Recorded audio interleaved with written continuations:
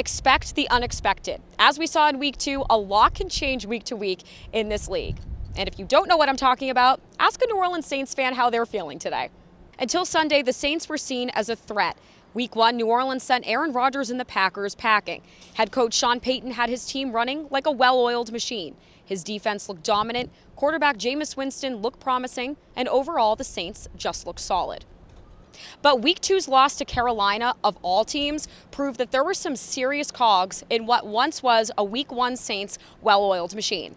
The Saints didn't see the scoreboard until the fourth quarter. Winston had the touchdown, but that was the only big highlight for him on the day. He went 11 for 22 for 111 yards with 2 interceptions and took 4 sacks. To compare and contrast, those stats are coming off his Week 1 performance where he went 14 for 20 for 148 yards with 5 touchdowns, no picks, and no sacks. Compile Winston's Week 2 stats with just 48 yards rushing on 17 carries. That's a measly 128 yards for the offense on the day. Unfortunately for Winston, he led his offense down a 2 for 11 third down and 0 for 2 fourth down road, raking up 11 penalties along the way for almost the same amount of yards that they gained on the day. But Winston and the offense's weak performance weren't the only cogs in the team's machine malfunction.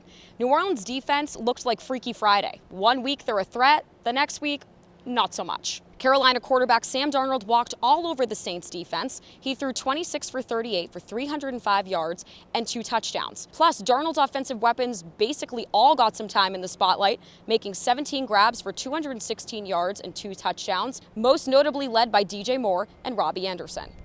And although he's the best running back in the league, the Saints let Christian McCaffrey run wild with 72 yards rushing and 65 receiving for 137 yards total. That's more total yards than the Saints offense got on the day. And also, while you're at it, just throw in a touchdown for McCaffrey as well.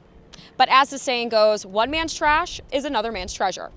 I think at this point we can say New Orleans' Week 2 loss was trash, but it just made Week 3 a little less daunting for us here in New England. But just as we saw things change for the worse in a week for New Orleans, the Saints can also revert back to opening game status in Week 3. Plus, although the Patriots are coming off a win, they didn't look stellar enough offensively to rule out the Saints just yet.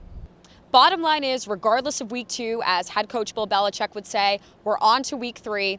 And regardless, the Saints matchup this week will be a really big test ahead of Game 4 against no other than TB12 and the Tampa Bay Buccaneers.